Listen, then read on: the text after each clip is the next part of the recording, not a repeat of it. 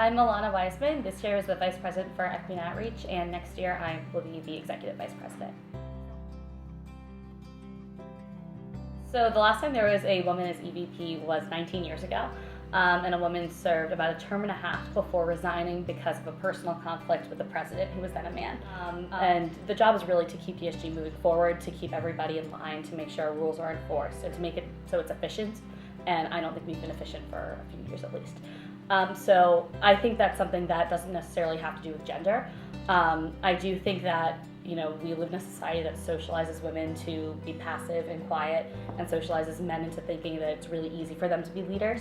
And I think maybe that has something to do with it, where I try harder. So I was really lucky because the issues that I work on have to do with marginalized communities, have to do with equity and identity on campus, and being a woman gives you a different perspective that is one that's traditionally oppressed.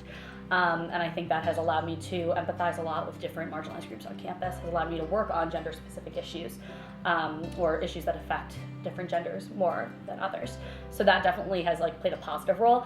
Times when it has gotten really uncomfortable when I'm talking about lobbying for menstrual hygiene product access. Male administrators in the room shut down and don't really respond well to that. Sometimes it's hard to explain the nuances of things like sexual assault and have men respond accordingly. I'm much nicer in the room than I think a lot of my male colleagues are, than a lot of male administrators are. I tend to be very, not passive, but I know when my voice is needed, and I am very nice when presenting things.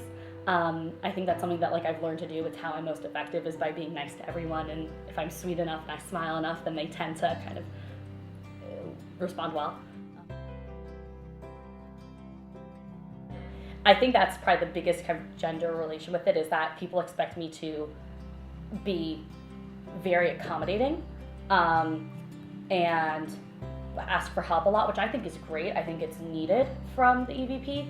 But I know I'm getting a lot more hey, can you help me? Can you kind of hold my hand through this than the past couple EVPs ever did? And I haven't technically even been in the role yet. So I think that's something that's definitely going to be different, and that it's probably a perception of approachability. I'm a pub major. I think I want to go into government in some capacity. But what's always interesting to me is how women in government are expected to advocate for women's issues first and foremost. And that women in government are working for reproductive justice, they're working for fair pay. And even though they might have other policy priorities, as women, they are kind of the speakers of all women, and those are the things they need to prioritize, even though that's not necessarily what might be their area of expertise. Or what they care about the most, what policies they wanted to get through. So I think that's kind of the biggest interplay, is that we don't have enough women in government, we don't have enough men who want to advocate for women in government, and because of that, the burden to push for all gender issues is laid on few people.